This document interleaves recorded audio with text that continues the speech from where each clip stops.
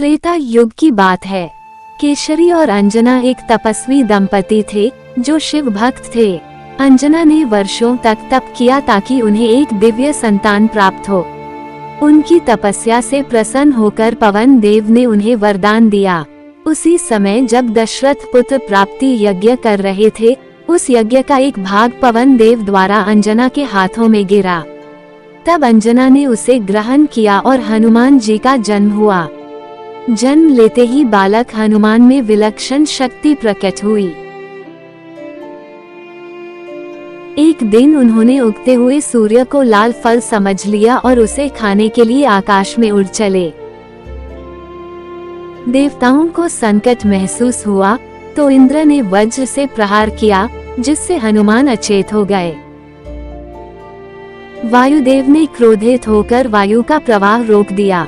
संसार में प्रलय की स्थिति बन गई। तब ब्रह्मा, शिव, इंद्र और अन्य देवताओं ने मिलकर हनुमान को अनेक वरदान दिए। अजर, अमर, बलवान, बुद्धिमान और परम भक्त। बालक हनुमान अत्यंत चंचल थे। वे अपने साथियों से मिलकर ऋषियों के आश्रमों में जाकर उन्हें तंग करते। कभी उनका ध्यान भंग करते, कभी फल चुराकर खा जाते। एक दिन एक ऋषि ने क्रोधित होकर उन्हें श्राप दिया, तू अपनी शक्ति भूल जाएगा जब तक कोई उसे याद न दिलाए। इस श्राप के बाद हनुमान शांत हो गए और आत्मचिंतन में लग गए। लेकिन ये श्राप भी वरदान साबित हुआ, क्योंकि इससे वे विनम्र बने और सही समय पर अपनी शक्ति का स्मरण हुआ। कुछ दिनों बाद जब रावण ने सीता माता का हरण किया, तब श्री राम और लक्ष्मण उन्हें खोजते हुए ऋषिमुख पर्वत पहुँचे। वहीं सुग्रीव और हनुमान थे। हनुमान ने ब्राह्मण वेश में आकर श्री राम से भेंट की। जैसे ही उन्होंने श्री राम का तेज, उनकी नम्रता और धर्म को देखा, उनका हृदय प्रभु भक्ति से भर गया।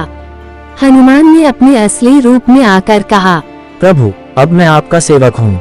जीवन भर आपकी सेवा करता रहूँगा। ये था राम और हनुमान का पहला मिलन, जो कालजयी बन गया। अब समय आ गया था सीता माता की खोज करने का। हनुमान को सीता माता की खोज का दायित्व मिला। वे अंगद, जामवंत आदि के साथ दक्षिण दिशा में निकले और सागर तट तक पहुँचे। वहाँ से उन्होंने समुद्र पार करने का निश्चय किया।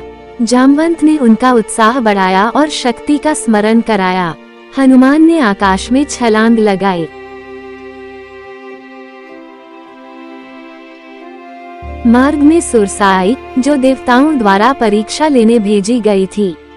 हनुमान ने अपनी बुद्धि से उसे संतुष्ट किया।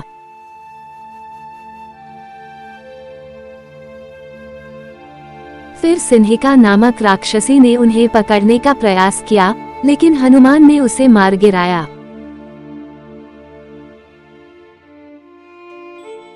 अंत में वे लंका पहुँचे, जहां उन्होंने लंका नगरी का दर्शन किया, रावण का भव्य महल, राक्षसी सैनिक और अशोक वाटिका।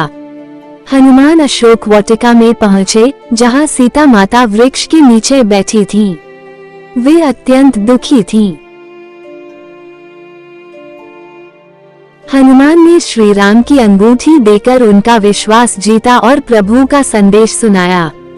सीता ने चूड़ामणि देकर श्री राम को सौंपने के लिए कहा।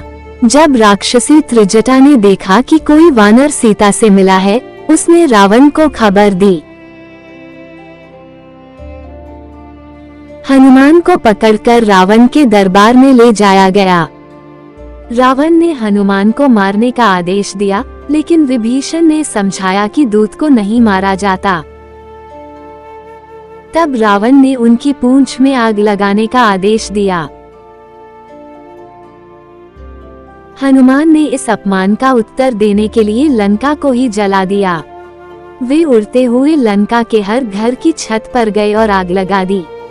पूरी लंका जल उठी। ये देखकर रावण की नींव हिल गई। हनुमान वापस लौटे और श्री राम को माता सीता का संदेश सुनाया।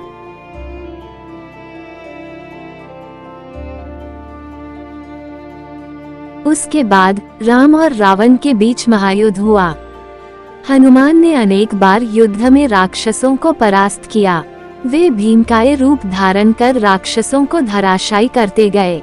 लक्ष्मण को शक्ति लगने पर हनुमान संजीवनी बूटी लेने हिमालय गए, पूरा पर्वत उठाकर लाए और लक्ष्मण का जीवन बचाया।